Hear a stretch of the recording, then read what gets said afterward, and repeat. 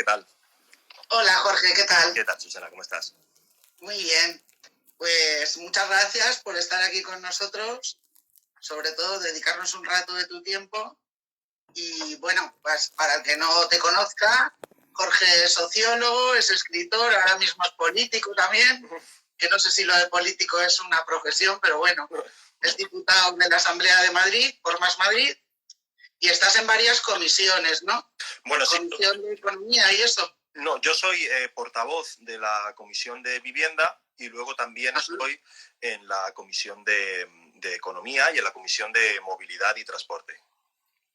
Sí, y me han chivado que estás especializado en el estudio de las transformaciones del trabajo. Bueno, especializado. Lo estudio y lo intento investigar. Bueno, antes de empezar, ¿cómo estás viviendo el confinamiento en una ciudad como Madrid tan bulliciosa, estar ahora metidos en casa? Bueno, ahora bulliciosa menos, la verdad, se escuchan los pajaritos, ¿no? Bueno, dentro de la situación, pues bueno, pues como puedo, ¿no? Me gustaría tener una terracita, que no la tengo, pero bueno, aguantando y viendo. Es verdad que hay mucha gente que está mucho peor, ¿no? Yo siempre me acuerdo de la gente que vive, no sé, sola, por ejemplo, en un piso interior, 25 metros cuadrados. Pues eso obviamente pues es mucho peor, y obviamente la gente que tenga un jardín, la gente que tenga una casa muy grande, pues lo estará pasando mejor. Claro, sí. ¿Y cómo crees que va a cambiar esto? Después, una ciudad tan amigable como Madrid, tan acogedora, ¿vamos a volver a ser los mismos? Pues ese es el tema, porque muchas veces se utilizan como estudios de China, pero claro, yo creo que ahí se está olvidando la dimensión cultural. Los españoles y los latinos en general tenemos una cultura muy de acercarnos, muy de encontrarnos, de abrazarnos, de estar juntos, y esto, bueno, pues pone un poco en duda todo eso. Yo deseo, obviamente, como todos, que no sé, que se encuentre una vacuna y que podamos volver a encontrarnos de la misma manera que lo hacíamos antes. Ahora, en términos políticos, económicos y demás, habrá que ver cómo salimos de aquí. Si salimos con una sociedad, digamos, más igualitaria, que pone encima de la mesa y pone en valor todo aquello que el mercado suele infravalorar, la vecindad, la igualdad, el estar juntos, la necesidad de encontrarnos, o por el contrario, de esta situación salimos más resignados, más desconfiados, más atemorizados y por lo tanto más replegados. Yo creo que en esa situación, en esa especie de tormenta, es donde se juega la situación. Obviamente hay que apostar por una sociedad que salga mejor de todo esto, ¿no? Y haremos lo posible, claro. Claro.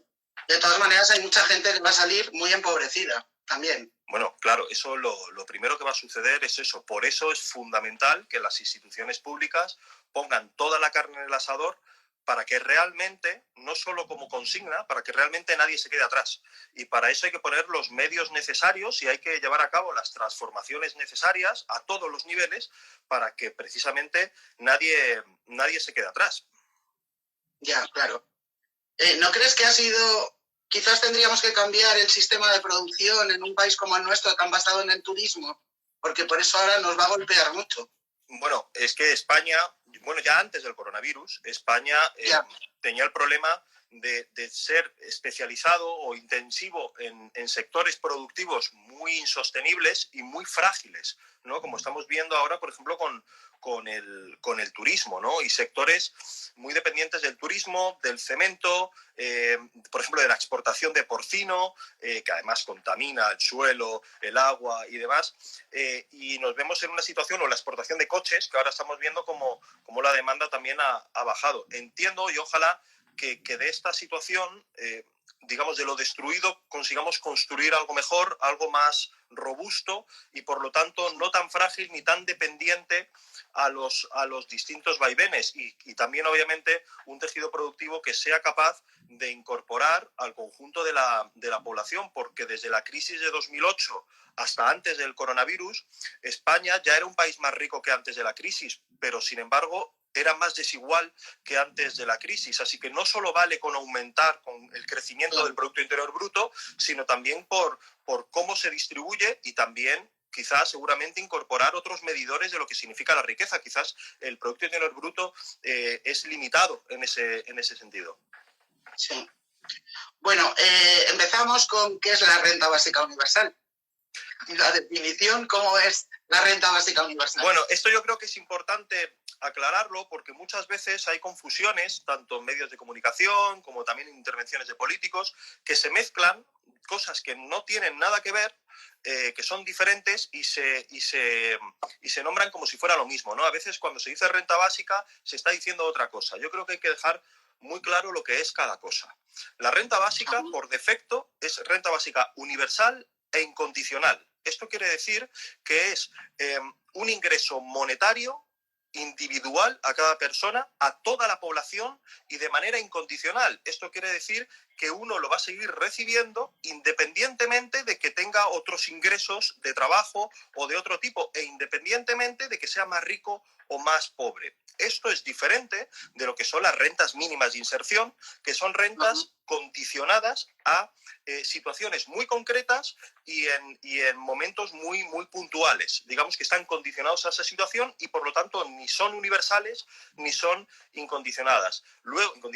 Luego hay otra modalidad de renta mínima de inserción que se llama renta garantizada, que podría ser algo como a caballo entre las dos, ¿no? Que tendría que ser una renta condicionada todavía, pero con, digamos, una condicionalidad no tan estricta que permite compaginar poco a poco el encontrar un trabajo con conseguir recibiendo la renta. Pero para dejarlo claro, la renta básica solo puede ser universal e incondicional. Y es ahí donde radica la diferencia, digamos, cualitativa, la distinción total, porque no es lo mismo que estés condicionado a recibir un ingreso a determinadas situaciones a que lo recibas en cualquier situación en la que te encuentres.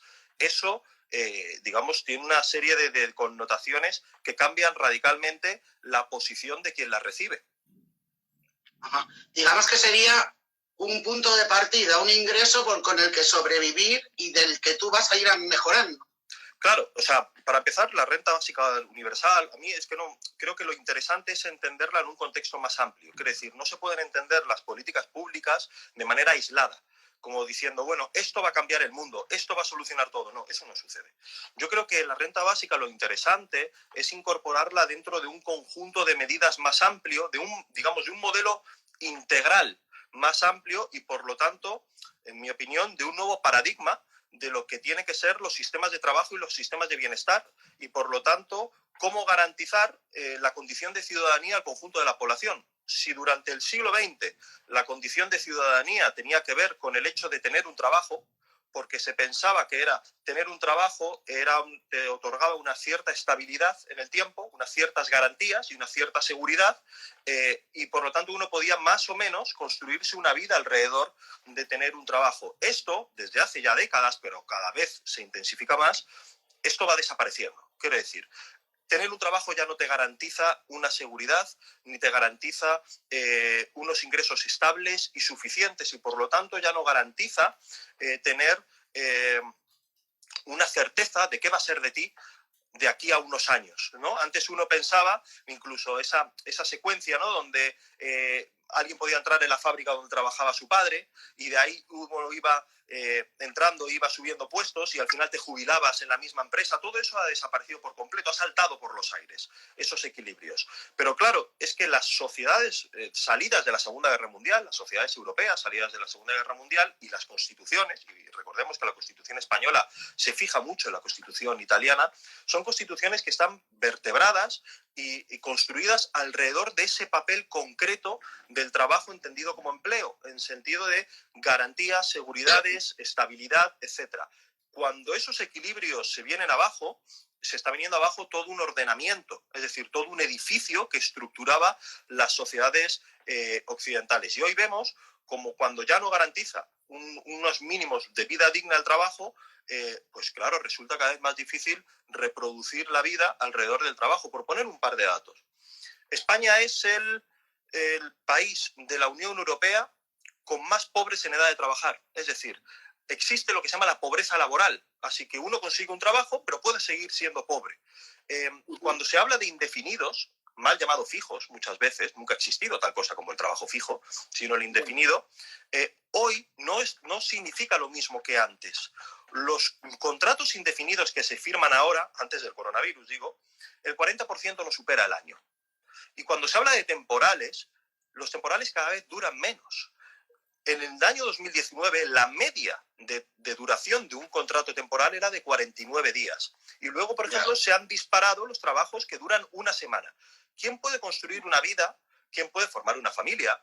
¿Quién puede tener perspectivas de futuro con estas situaciones y con estos desequilibrios? Y mira, y para terminar, para tener un poco como la visión más amplia.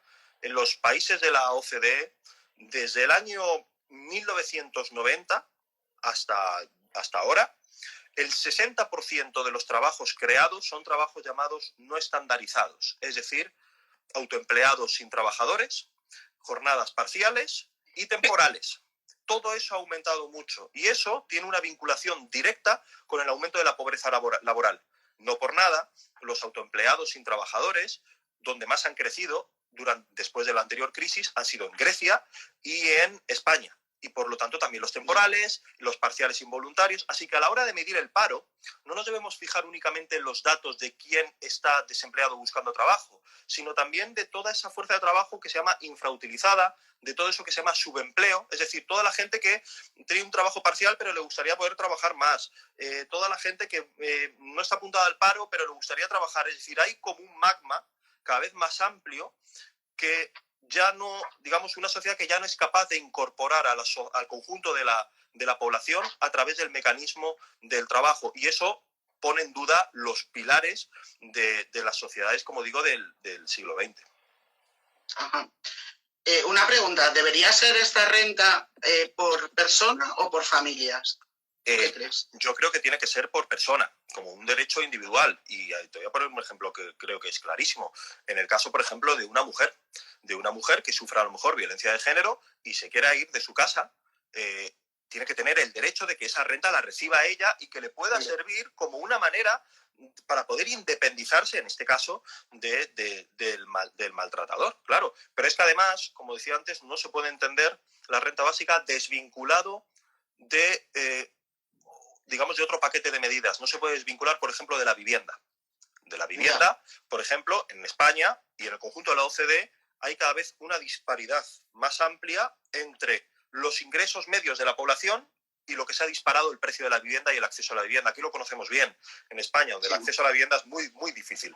Así que lo que podríamos entender como derechos incondicionales, que vendría a ser como una ciudadanía de nuevo cuño, renovar el concepto de ciudadanía con nuevos criterios, es fundamental que, aparte de la renta básica, venga incluido el acceso a la vivienda, un acceso asequible, junto con servicios públicos. ¿Por qué? Porque esto genera un suelo mínimo de derechos que permiten garantizar las condiciones de vida al conjunto de la población, que permiten defender la vida al conjunto de la población. Creo que hay que establecer ese suelo mínimo, porque si no, lo que vamos a tener es una sociedad que la mitad de la población se puede derrumbar o estar en el alambre de caerse por el precipicio. Y eso, además de ser injusto, es profundamente ineficaz y además es profundamente costoso económicamente. Ya. ¿Y no crees que es injusto que reciba esta renta igual una persona que está en el paro, que yo que sé, la señora Botín, por ejemplo? Claro, eso es una de las críticas que suele hacer, ¿no? Es como contraintuitivo, ¿no? ¿Cómo le vas a dar dinero a una persona que es millonaria? ¿No? ¿Por qué la va a recibir Patricia Botín como cualquier ciudadano corriente? Bueno, hay varias razones ahí. Primero, cuando un derecho es universal, como puede ser la sanidad, evita la estigmatización de quien lo recibe. Así que evitas que quien lo recibe sea señalado como pobre. Y por lo tanto, como digo, señalado por, mira, esto lo recibes porque estás como pobre. No. Hay que establecerlo como un derecho ciudadano.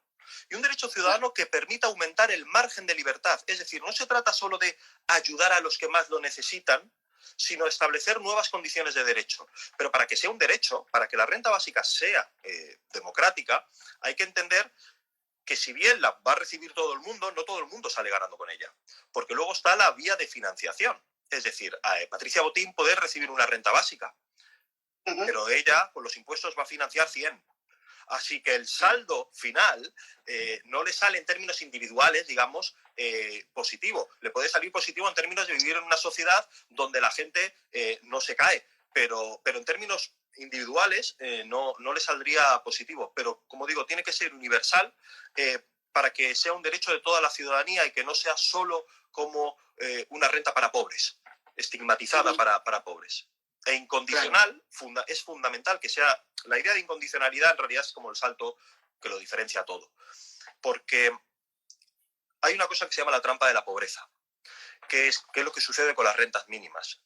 Por ejemplo, en Madrid, que es un desastre la renta mínima de Madrid, que es de las peores, que ni siquiera la reciben quienes la tendrían que recibir, le ponen todo tipo de trabas burocráticas. Ya sabemos que la Comunidad de Madrid, que es de las más desiguales, la libertad se le da a los ricos para que no paguen impuestos y al resto se le pone todo tipo de trabas. Pero la incondicionalidad lo que permite es evitar esa trampa de la pobreza. ¿Qué es la trampa de la pobreza? La trampa de la pobreza es que si tú estás recibiendo una renta y consigues un trabajo, dejas de recibir esa renta. ¿Qué sucede? Que a lo mejor consigues un trabajo que te dura 6 días. Y si coges ese trabajo y dejas de recibir la renta y te dura un trabajo 6 días, una semana, 2 meses, como son muchos trabajos temporales, sobre todo las personas más vulnerables son los que consiguen peores trabajos, eso obligaría a esa persona a tener que iniciar de nuevo el trámite, que tarda un tiempo, para volver a pedir la renta. Así que esa persona hace una elección muy lógica que dice, ¿para qué voy a renunciar a una renta para trabajar 6 días y luego volver a pedir la renta y por lo tanto perder dinero? Eso se llama la trampa de la pobreza, que es una espiral que te impide salir de esa condición. En cambio, si es incondicional y uno no va a dejar de cobrar esa renta, tenga trabajo o no tenga trabajo, eso te permite poder coger un trabajo y seguir cobrando la renta y por lo tanto no plantearte esa trampa de la pobreza. Además, por supuesto, de aumentar lo fundamental, que es aumentar el margen de libertad. El margen de libertad individual y colectivo. ¿Y cuál es el margen de libertad individual y colectivo? Bueno, pues poder decidir, tener más margen de decisión sobre tu propia vida. De una sociedad que tenga más capacidad de autodeterminación sobre sí misma. De poder decidir porque no está tan sujeta a la necesidad de tener que trabajar para un tercero para poder vivir en las condiciones que sean. Porque te permite rechazar el trabajo precario. Claro, no todos queremos ser millonarios, ni aspiramos a eso tampoco. No, claro, si no se trata de ser todos millonarios, se trata de que todo el mundo tenga un suelo mínimo de vida digna. Porque la libertad está amenazada cuando una sola persona la tiene amenazada. Una sociedad no puede ser libre si un miembro de la sociedad no es libre. Y al revés, y al mismo tiempo, nadie puede ser libre si vives en una sociedad que no lo es. Así que con que haya un solo niño que pase hambre, como ya está empezando a suceder y hay casos, eso está poniendo en jaque a toda la sociedad. No puede considerarse libre una sociedad cuando una sola persona pasa hambre, cuando una sola persona tiene cercenada sus condiciones de vida, sus condiciones básicas de la libertad. Una cosa que se pregunta mucha gente, y que creo que también lo han preguntado por aquí, ¿no desincentivaría esta medida la búsqueda de empleo? Claro, ahí muchas veces se habla de los efectos perversos, ¿no? Bueno, hay que tener cuidado con que la renta básica no genere esos efectos indeseables y efectos perversos que desincentivan la búsqueda de trabajo. Yo es que le doy la vuelta. Es que eso que se llama efectos perversos de la renta básica es precisamente lo que hay que defender. Y me explico, es precisamente lo mejor que tiene. Porque es lo que te permite, por ejemplo, acudir a una entrevista de trabajo y poder preguntar el salario sin miedo. Por ejemplo, recordemos que el 80% de las ofertas laborales no te dicen el salario que vas a cobrar. Y todos sabemos que hay una oferta de trabajo, todos sabemos que muchas veces preguntar cuánto vas a cobrar te miran mal y luego no te llaman, ¿no? ¿Qué libertad tienes ahí? O, por ejemplo, te puede permitir la libertad de coger y decir, no, mira, no voy a trabajar horas extra gratis. Como sucede hoy en día, de la mitad de las horas extra se hacen de manera gratuita. ¿Por qué? Porque lo que hay detrás es el miedo. ¿Por qué? Porque la gente no es libre de poder decidir rechazar un trabajo. Y cuando se dice rechazar un trabajo, lo que se dice es rechazar las condiciones de precariedad. Lo que permitiría precisamente ese rechazo a la precariedad es poder decir que no, ahí donde antes estabas obligado a decir que sí. Pero esto no solo es que sea justo para equilibrar la balanza. Es decir, cuando se dice que un rider de Deliveroo o de Globo es libre de poder decidir coger su bicicleta bajo una tormenta, porque hace un cálculo si le sale a cuenta ganar 10 euros o no ganarlo, ahora que además que les han bajado el precio por pedido. Es mentira, eso es una idea de libertad liberal que solo sirve en comparación con una idea de no libertad del esclavo. Ellos dicen, eres libre porque tu persona no pertenece a nadie, nadie es propietario de tu persona. Claro, pero no eres libre en una sociedad donde estás obligado a tener que trabajar para comer y donde las condiciones para poder comer, para poder trabajar, son cada vez peores. Entonces tú no eres libre de no trabajar, tú no eres libre de no comer. Entonces te dicen, nadie te pone una pistola en la cabeza para coger ese trabajo, así que eres libre de cogerlo. Bueno, cualquiera que sea un poco honesto sabe que eso no es libertad. Así que lo que nos tenemos que preguntar es algo distinto, es si esa persona fuera libre, ¿cogería ese trabajo en esas condiciones?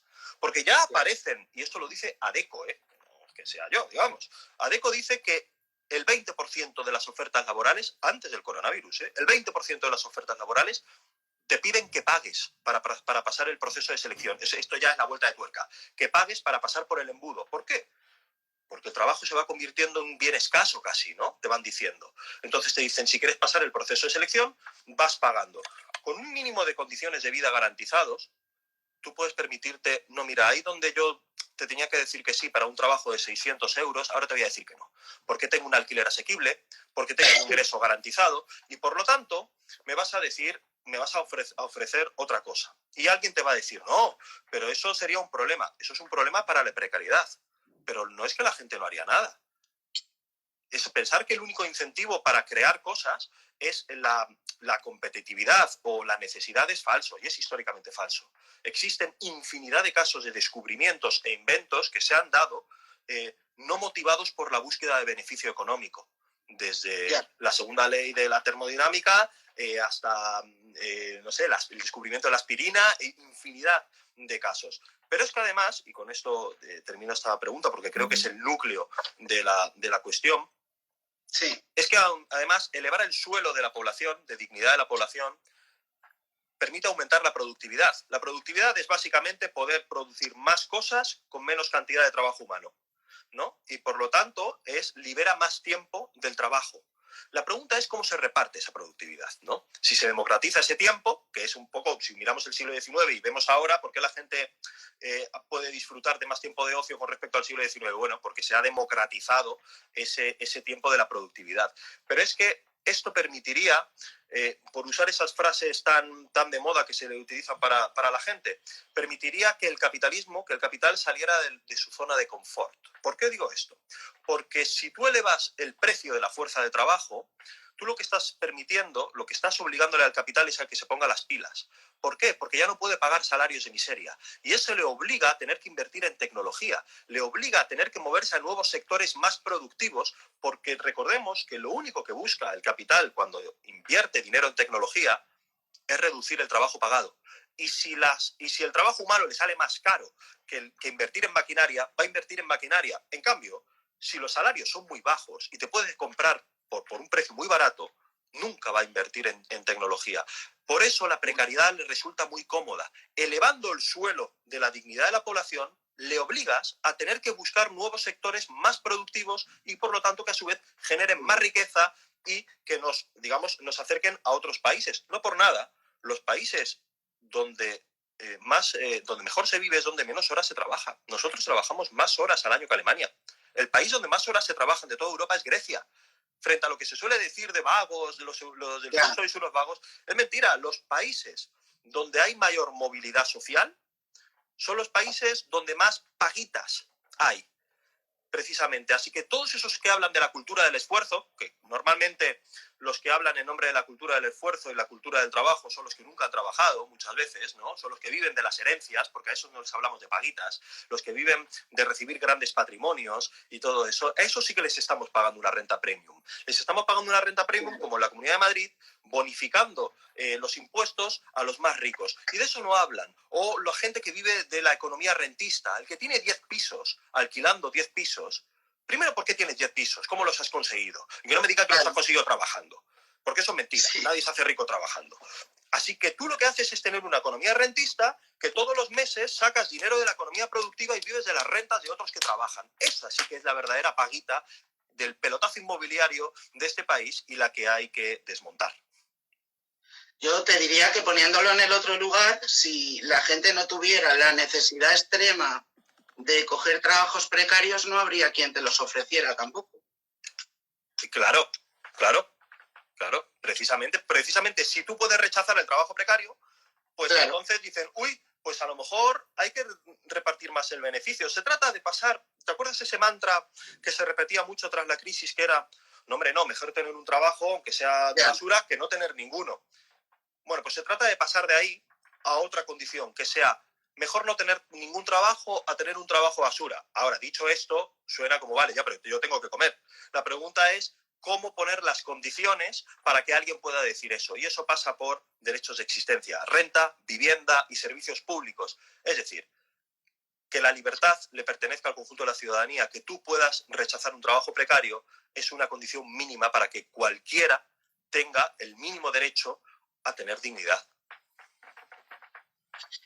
Nos pregunta la revista de Carabanchel que explique, bueno, yo creo que más o menos lo has explicado, pero dice que los motivos claros y concisos por los que esta renta no crearía una sociedad de vagos, que es el argumento que tiene la derecha siempre. Claro. O sea, te dan una paguita y te quedas en tu casa rajándote la barriga. Claro, mira, eso es la mejor definición de ideología normalmente eso, porque siempre con todas las encuestas, y es el prejuicio, cuando a alguien le preguntan, ¿usted si recibiera una renta básica se quedaría rascándose la barriga mirando la tele en el sofá? Y todo el mundo dice no. Yo me quiero sentir realizado, yo quiero sentirme útil en la sociedad, quiero formar parte, quiero hacer cosas, quiero sacar proyectos adelante. Pero cuando le preguntas por otros, muchas veces tenemos el prejuicio de que el resto sí que no haría absolutamente nada, ¿no? Entonces, ahí hay que acabar con esa antropología conservadora de que solo nos motiva a hacer algo si estamos por necesidad. No nos decían que hay que crear una sociedad de emprendedores y perseguir tus sueños. Bueno, pues se persiguen mejor tus sueños si no tienes miedo. Se persiguen mejor tus sueños si tienes tiempo libre. ¿Cuál es la condición básica de la libertad? Aquellos que tienen tiempo libre. Pero esto es así desde Grecia hasta ahora. De hecho, la palabra escuela viene de escolé, de la palabra griega escolé, que significa, que designa, que describe la condición de la gente que es libre, porque tiene tiempo para evadirse, tiene tiempo para pensar, etcétera, etcétera. ¿Cuánto talento nos estamos perdiendo por gente, por tener una población sobrecualificada, porque España es el país de la Unión Europea con más población sobrecualificada sobre el mercado laboral, que tiene que estar desarrollando tareas, trabajos para pagar facturas, cuando si tuviéramos más tiempo libre, podríamos estar desarrollando mucho mejor esas capacidades. O dicho de otra manera, una sociedad que tiene más tiempo libre es una sociedad más inteligente, que saca más proyectos adelante, que coopera más y por lo tanto se enriquece más. Lo que estamos viendo es precisamente todo lo contrario. La tendencia que hay es toda la contraria, es cada vez te obligan a tener que hacer más trabajos para conseguir un mínimo de dinero. Ya no te vale con un trabajo, te dicen.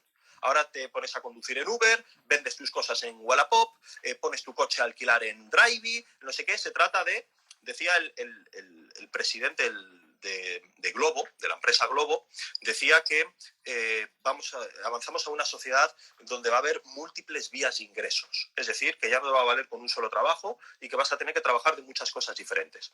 Yo eso lo veo, pero le daría la vuelta.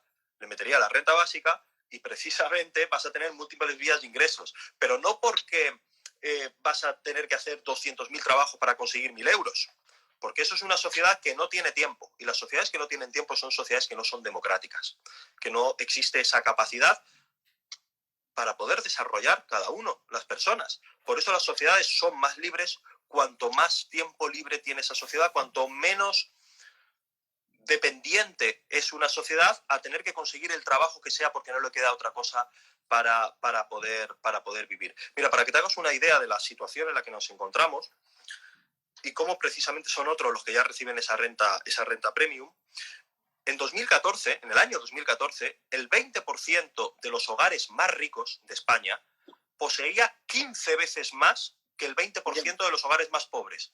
En el año 2017, esa diferencia era de 28 veces más, casi el doble. Es decir, lo que hay es que cada vez menos gente acumula más riqueza y cada vez más partes de la sociedad tiene que buscarse más la vida para poder vivir con un mínimo de dignidad. La pobreza en este país se hereda. La pobreza se hereda en este país. Quien nace en una familia con ingresos altos ganará un 40% más que quien crece en un hogar con ingresos bajos. Esa idea de la libertad de los liberales lo que hace es premiar a los ricos y castigar a los pobres. Lo que hace es, con la fiscalidad regresiva, bonificando a los ricos, lo que está haciendo es regalándole paguitas a los más ricos para que se independicen del conjunto de la sociedad y condenando cada vez más al resto de la población. En España, según la OCDE, una persona con ingresos, una persona pobre necesita 4 generaciones para alcanzar los ingresos medios de su país. Y no será porque la gente más humilde no se esfuerza. Yeah. Lo que pasa es que si los ricos heredan más de los ricos y por lo tanto las democracias se vuelven cada vez más oligarcas, eso se va reproduciendo una desigualdad cada vez más perpetua. Y eso desgarra a la sociedad. Y está demostrado científicamente que las sociedades más desiguales, lo dijo la revista The Lancet, la desigualdad mata. Cuanto más desigual es una sociedad, más probabilidades de morir. Y además otra virtud que tiene la renta básica y que está demostrado: mejora la salud mental de la población, mejora las relaciones sociales, mejora las amistades. Eso se ha demostrado en todos los proyectos piloto. La gente vive más tranquila y cuando vives más tranquilo piensas mejor y tienes más ganas de hacer más cosas. Porque, y esto es algo que tampoco está nuevo, decía Marx eso de el tiempo es el espacio donde se desarrolla el hombre. Y aquel que no tiene tiempo más que para dormir lo justo y las necesidades fisiológicas, su vida vale menos que la de una bestia de carga. Así que lo que hay que hacer es lo contrario, ampliar el tiempo garantizado del conjunto de la población de la necesidad de tener que venderte por condiciones de miseria. Vale, nos pregunta José Carlos, es dos de las principales críticas que se hacen a la renta básica son el problema de la financiación y la inflación que puede conllevar el hipotético aumento de masa monetaria. Sí. ¿Puedes contestar algo a esto? Sí, a ver, yo no soy economista, y esto digo, ya hay gente, y animo a todo el mundo que lo esté viendo, que se meta en internet, en la página web, la de Red Renta Básica, y están los economistas como Daniel Raventós, que lleva más de una década, bastante más de una década, estudiando vías de financiación de la renta básica universal. Una de esas vías de financiación, que entendemos que para que sea democrática tiene que ser progresiva, porque si no, no lo es. Por ejemplo, no puede sustituir en ningún caso los servicios públicos, la sanidad y la educación. No puede ser un sustitutivo de esos derechos, como diciendo, te quito la sanidad y te doy dinero, ala, ahí te busca la vida. No. Eso no puede ser, tiene que ser complementario, necesariamente complementario. Y una de las vías de financiación, que no tiene por qué ser la única, lo cual esto demuestra que se puede financiar, pero que puede haber más vías. Ellos lo han hecho con una reforma del IRPF, que no aumenta para nada la masa monetaria. Y además, actualmente en la Unión Europea, el peligro sería la deflación, más que la inflación. Ellos, en su proyecto de reforma fiscal, los datos que están publicados para todos, los datos lo que da es que la renta básica tendría un coste neto de 34.000 millones de euros, que es alrededor del 3,4, el 3,5% del Producto Interior Bruto de España. Es decir, en ese sentido sería asumible. Ahora, hay que tener una cosa en cuenta, para que no nos hagamos trampas al solitario. Esto se trata de una redistribución de la riqueza de arriba hacia abajo, es decir, revertir el proceso de los últimos 40 años que ha sido transferir riqueza de abajo hacia arriba. Y para eso no se puede hacer una tortilla sin romper los huevos, a ver si nos entendemos. Quiere decir que quienes más tienen van a dejar de tener tanto. Ojo, ni siquiera van a dejar de ser ricos, Vaya. Lo que pasa es que no puede ser que acumulen tan poca gente tanto dinero y hay que redistribuir esa riqueza entre el conjunto de la población, porque hay algo que nos sale mucho más caro que todo esto, que es la pobreza, que es la desigualdad, que es, y además todo lo que repercute. Los más pobres son más obesos. Eso además tiene un coste sanitario, tiene un coste en salud. Y en todas estas situaciones de desigualdad, de desgarro, tiene un coste económico enorme. Por eso vivir mejor es más eficaz. Cuanto mejor se vive, cuanto más se invierte en movilidad sostenible, cuanto más se invierte en transición verde, más dinero se ahorra. Ojo, que lo dijo Cañete, que era antiguo del PP y luego estaba en la Comisión Europea. Por cada euro invertido en renovables, que España debería ser puntera, no puede ser que genere más energía fotovoltaica Alemania que España, no sé, por eso del sol. Por cada euro que se invierte, si mal no recuerdo, retornaban 2 euros. Así que no estamos hablando de gastos, estamos hablando de inversiones que te permiten luego generar más riqueza. Es como la vivienda. Invertir el 2% del Producto Interior Bruto en vivienda ahorra dinero en servicios sociales. Claro.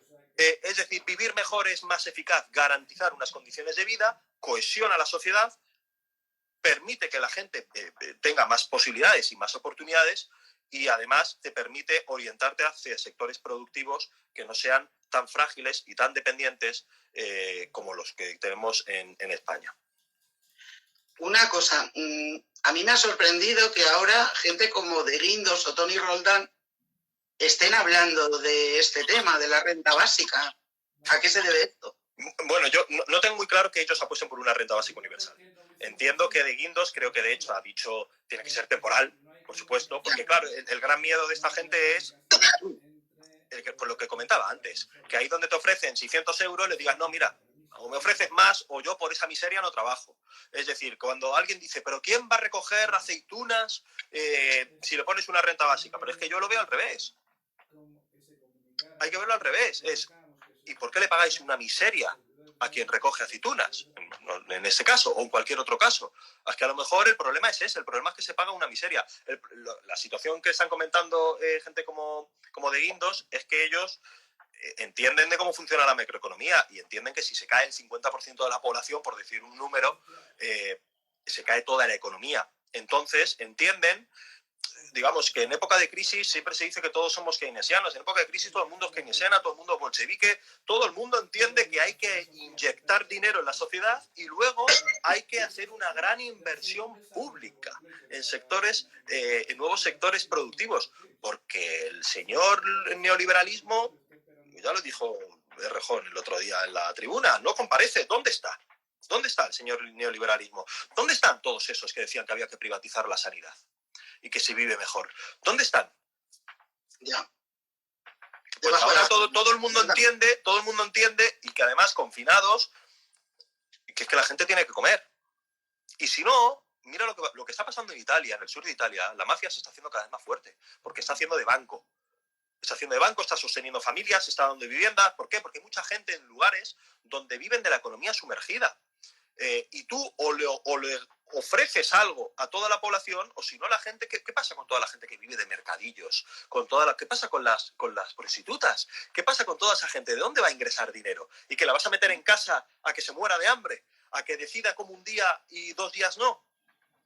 Un Estado tiene que garantizar que eso no pasa si no quieres que haya una hecatombe. Ahora, esto pone nervioso a los más ricos y a quienes adulan a los más ricos. Pero hay que tener siempre claro una cosa. Ahora que se habla tanto de no hay que polarizar y demás, hay que tener muy claro cuál es el origen y cuáles son las causas y no quedarse con los efectos. Pedir que se reduzca la desigualdad y garantizar que cualquier ciudadano tenga el mismo derecho a ejercer la libertad no polariza. Lo que polariza son aquellos que quieren seguir manteniendo privilegios y aquellos que dicen, si te mueres de hambre, si te quedas fuera, te jodes. Eso es lo que polariza. Los que quieren mantener privilegios, no los que quieren ganar derechos. Ganar derechos es ganar en democracia. Y si somos demócratas, hay que garantizar que cualquier ciudadano, por el hecho de haber nacido, tiene que tener garantizados unas mínimas condiciones de existencia. Y aquellos que quieren mantener y aumentar los privilegios de los más ricos, que son los únicos que en este país han logrado independizarse, especialmente en Madrid, a costa de la desigualdad, a costa del desgarro, a costa de la segregación, a costa de que les estemos subvencionando, bonificando con dinero público sus vicios privados. Esos son los que dicen, no, esto no puede ser, ¿a dónde vamos a llegar? No, mire ustedes, este país necesita una emergencia nacional y aquí hay que arrimar el hombro. Y arrimar el hombro significa incorporar impuestos a los que más ganan de manera progresiva. Proporcional y progresiva. Proporcional quiere decir que cuanto más ganas, más pagas, y progresivo quiere decir que cuantos más ganas, más cantidad vas a acabar pagando, vas a pagar. Oye, ¿y puede nuestro Estado permitirse esto? ¿De dónde saldría el dinero? Nos lo pregunta también Mati, ¿de dónde saldría esta renta? ¿De dónde se quitaría ese dinero? Bueno, antes lo he comentado, con la vía de financiación que propone el profesor Raventós y la gente de Red de Renta Básica, sería una reforma fiscal. No aumentaría la cantidad de dinero en circulación. Obviamente, para mí lo ideal sería que fuera una renta básica a nivel europeo y que cohesionara a la Unión Europea a través de los derechos. Pero mientras que eso llega, tendría que ser a través de la escala del Estado. Una reforma fiscal que a través de la declaración de la renta redistribuye el dinero. Pero ojo, se pueden inventar tasas, distintas tasas impositivas que generen ingresos. Se le puede poner un impuesto al 10% más rico de la población y de ahí se extraen 84.000 millones de euros. Si la cosa está en lo que consideramos, más allá de las cuentas, que por supuesto hay que tenerlo en cuenta y hay que, valga la redundancia, creo que hay un impedimento que es anterior, que es, primero, una cuestión fundamental anterior, que es, ¿lo consideramos justo? ¿Entendemos que una sociedad que no deje realmente a nadie atrás es una sociedad que deseamos? ¿Es algo más deseable? Y a partir de ahí, ver cómo lo hacemos posible. Porque en los años 50 en Estados Unidos, los tramos del IRPF eran enormes, el 70%, mucho más. Ojo, y los ricos no se iban. Esa es otra gran mentira, que siempre es meter el miedo. Date cuenta que cuanto más se independizan los ricos, más meten el miedo de, si suben los impuestos, es que se van a ir a otro lado. Curiosamente, los países con los impuestos más altos, los ricos no se van a ningún lado. Y son países que tienen más tejido productivo, que son países donde la sociedad tiene más derechos y donde hay estados del bienestar más desarrollados. ¿Será que influyen otras variables que no tienen que ver con los impuestos? ¿Y será que las empresas, las grandes empresas, los grandes patrimonios, las grandes riquezas, también tienen interés en vender sus productos? Porque si fuera tan simple como devaluar las condiciones de vida de la población para atraer a todas esas bolsas privadas de dinero, entonces hay países llamados del tercer mundo que habría muchísima inversión de capital y su población sería inmensamente rica, y eso no sucede. Lo que tenemos que plantearnos, además, es qué modelo de país queremos. Decía el señor Cristóbal Montoro en una entrevista en el diario El Mundo hace 10 años o algo así, decía, es que hay gente que quiere igualar la presión, el nivel de ingresos fiscales a la media de la Unión Europea. Recordemos que ingresamos 7,5 puntos que la media de la Unión Europea. Que luego hay países que están 10 puntos más por arriba. Es decir, y él decía, yo es que no estoy de acuerdo con eso. Decía, porque una de las ventajas competitivas, literal, una de las ventajas competitivas de nuestra industria, como la del turismo, es precisamente la de los salarios bajos, y es precisamente la de ofrecer una mano de obra barata. Bueno, es que ese es un país que compite a la baja, y compitiendo a la baja estás compitiendo en turismo con Túnez, estás compitiendo en mano de obra con Bangladesh, y eso te mete en una espiral donde cada vez vas más hacia abajo, y te dicen, es como la reforma laboral, es como lo de devaluar los salarios, las condiciones de vida. Eso lo único que provoca que el siguiente paso sea empeorar todavía más las condiciones de vida, cuando hay que tomar el camino inverso, elevar las condiciones de vida, invertir en sectores más productivos, aumentar la capacidad de ingresos fiscales y, por lo tanto, desarrollar el estado del bienestar e invertir en la transición verde en sectores que generen más riqueza. Todo lo contrario a un proyecto que, por cierto, un proyecto de país que ha sido funcional a los intereses de las élites patrias, de las élites de nuestro país, y funcional también a la arquitectura de la Unión Europea, que le ha venido muy bien a la economía holandesa, por ejemplo, para que ellos tengan superávit comercial y nosotros en el sur siempre déficit. ¿Por qué? Para que ellos exporten y nosotros compremos con el dinero que nos prestan. Por eso ahora en la Unión Europea, Ciudadanos y Partido Popular están en contra y votan junto con Holanda. Tanto que se llenan la boca de los tercios de Flandes todo el día, no sé qué, y se ponen del lado de un paraíso fiscal que reduce los ingresos públicos en Italia y en España. Lo que hay que cambiar es a nivel europeo y a nivel español. Señores, se acabó eso de que haya una economía que genera superávit y vende y otros compramos y generamos deuda. Porque gran parte de la deuda pública de los países del sur tiene que ver con la rentabilidad de los fondos de los países del norte. Para que ganen dinero, esos fondos privados a costa de nuestra deuda pública. Así que los cambios tienen que ser multinivel, y un cambio fundamental es, en mi opinión, avanzar en Europa, en el sentido de avanzar en los eurobonos, avanzar en la mutualización de la deuda, en la mutualización de los riesgos, pero no por una cuestión de solidaridad en el sentido de venga, sed buenos holandeses y alemanes. No, es que esto es algo que nos conviene al conjunto de Europa, en términos geopolíticos. Si queremos que sobreviva la Unión Europea, y recordemos que los máximos beneficiados del euro son las economías exportadoras como Alemania y Holanda, porque Holanda fuera del euro, su divisa se dispararía y no exportaría nada, se comería los tulipanes. Así que lo que hay que decir es, señores, es la hora de apostar por más Europa. Es la hora de apostar por una Europa que genere derechos. Y quien no esté de acuerdo tiene la puerta de salida. Es decir, que se vayan. No es que nos vayamos nosotros, que se vayan ellos si no quieren. Si ustedes no quieren Europa, ustedes se van. Y a ver qué haces con tu economía. A ver a dónde vas. Jorge, tenemos varias preguntas. Queremos acabar a las 8 para los aplausos. Vale. Sí, claro. Para que concretes un poquito. Chema nos dice, ¿los precios no subirían compensado la renta básica y volviendo a dejar a mucha gente en precario? ¿Hacen falta medidas complementarias para que no saboteen la renta básica? Claro, es una posibilidad, pero como digo, no aumenta la masa de dinero. De todas formas, yo digo, yo no soy economista y entonces las partes más exactamente de economía, yo recomiendo, está lleno de vídeos además, de Daniel Raventós y de toda esta gente que todas estas preguntas las han respondido.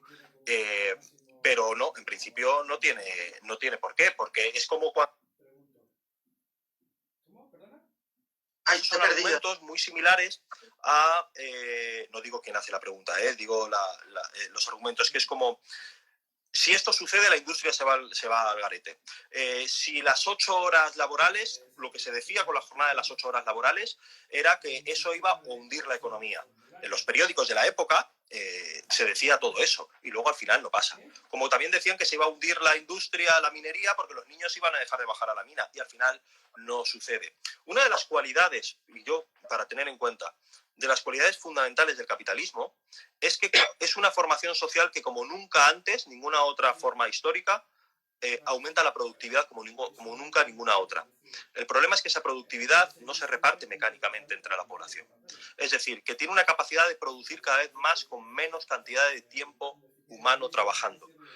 Hoy estamos en condiciones parecidas a las que estuvieron hace 100 años, cuando se conseguía la jornada laboral de las 8 horas. Para mí lo fundamental es que hay que desplazar el eje de lo que entendemos como ciudadanía, desplazarlo hacia las condiciones de derechos de existencia. Y es posible porque el aumento de la productividad se tiene y se puede traducir en mejoras del conjunto de la población y no, como hemos visto, en una acumulación cada vez más grande de posesión de propiedades y de dinero y de riqueza en muy pocas manos. Ahora, las cuestiones muy económicas, yo no me veo especialmente solvente o capacitado tanto como otra gente que lo tiene infinitamente más estudiado, y esta pregunta en concreto además la tienen resuelta. Vale, Esperanza Ruiz de Velasco nos pregunta, si es individual, ¿desde qué edad se recibiría? Pues la renta básica tengo entendido que se recibe también con hijo a cargo, y se recibe luego también a partir de los 18 años. Vale. Gustavo nos pregunta, si la renta básica representa un elemento emancipador tan trascendente, ¿por qué crees que hasta ahora la izquierda no le ha dado una mayor centralidad en su discurso? Bueno, a ver, eso es una gran discusión, ¿no? En mi opinión, porque entienden, o se entiende, o hay una parte que entiende que esto no es una forma de criticar o no es una forma de abordar el mundo del trabajo. Cuando es precisamente eso, es precisamente aumentar la libertad del mundo del trabajo y en el mundo del trabajo. Hay gente que entiende que las luchas laborales solo se tienen que circunscribir y solo se tienen que delimitar a lo que sucede dentro de la empresa, a los derechos en el trabajo, y que eso es fundamental, pero en mi opinión hay que entender también los derechos de vida, y eso incluye la relación con el trabajo. Y a veces, en la izquierda, eso, o una parte de la izquierda, no lo concibe de esa manera también, en mi opinión, y eso es una opinión muy personal, en mi opinión porque hay una lectura errónea derivada de Marx, entendiendo que la riqueza es una forma natural y no una forma social, como bien explica Marx, y entienden que uno se merece derechos únicamente y exclusivamente si produces valor. Cuando en realidad Marx lo que viene a decir es el valor es el modo en el que se produce la riqueza en el capitalismo, y el trabajador productivo muchas veces se convierte eso en una maldición. Nosotros lo que tenemos que hacer es ampliar el concepto de riqueza, porque dicho de otra manera, en términos de la economía capitalista moderna, cosas tan fundamentales realizadas mayoritariamente por mujeres como son los cuidados, no generan ningún valor, ¿eh? Porque para generar valor, para ser productivo tienes que producir valor, y solo produce valor aquello por lo que alguien te contrata, y por lo tanto aquello que se incorpora en una relación social. El trabajo es una relación social, no es simplemente una actividad. Si una persona limpia en su casa no genera valor. Si esa persona es contratada por una empresa a la que le pone a limpiar, genera un excedente, que eso ya es el excedente de valor. Con eso lo que quiero decir es que cosas tan fundamentales para la vida como son los cuidados no generan valor. Y yo lo que me pregunto es, ¿por qué no van a tener derechos? ¿Por qué vamos a pensar los derechos y la ciudadanía, la emancipación, desde el punto de vista de las categorías del capitalismo? No se trata la emancipación de pensarlo desde criterios diferentes a cómo funciona el capitalismo. Dicho con Marx en la crítica del programa de Gotha, se trata de emancipar a la clase, no al trabajo, decía. Se trata de emancipar a la gente. Claro. Bueno, te voy a hacer la última pregunta. ¿Cuál es el modelo que defiende ahora mismo Más País? Bueno, Más País lo que ha propuesto es una renta básica de cuarentena, de emergencia. Y luego, para transitar a una renta básica universal. Como estamos en una situación de emergencia y como no se puede confinar a la gente sin darle una alternativa, sin darle un ingreso, nosotros lo que propusimos en el Congreso es un pago de 600 euros para adultos, con una renta adicional de 200 euros por menor a cargo, y que, digamos, se le proporcione a todas las personas que tengan ingresos por debajo del salario mínimo interprofesional. ¿Cómo? La cuestión aquí, la clave es que se inyectaría el dinero sin muchos trámites burocráticos para que entre directo el dinero a la gente, para que no esperen más, y luego a posteriori, con la declaración de la renta del año siguiente, se equilibra por si ha habido gente que la ha pedido, que la ha solicitado y no debería haberla solicitado. ¿Y por qué? Porque para que sea una renta básica universal y sea progresiva, hay que hacer una reforma fiscal, porque si no, sí que se convertiría en darle dinero a todo el mundo por igual. Y por lo tanto, entonces, como eso no se puede hacer ahora mismo, pero al mismo tiempo es fundamental que la gente tenga algún ingreso, se trataría de inyectar el dinero sin mucho trámite, sin mucha burocracia, y si ha habido alguien que ha solicitado ese dinero, pues bueno, luego lo tendrá que devolver cuando se hace la declaración de la renta. El coste que nosotros estimamos era del 0,82%, alrededor de 1.100 millones de euros al mes durante 6 meses, y esto sería el 0,82% del Producto Interior Bruto. Lo ideal sería que eso se financiase con los eurobonos, pero si no, se puede financiar con deuda, porque sale infinitamente más caro que la gente lo coma. Ya, claro. Pues nada, Jorge, hasta aquí hemos llegado. Bueno, muchísimas gracias. A vosotros. Ha sido un placer hablar contigo. Muchas gracias. Y la pena que no, vamos, esto da para estar todo el día hablando. Claro.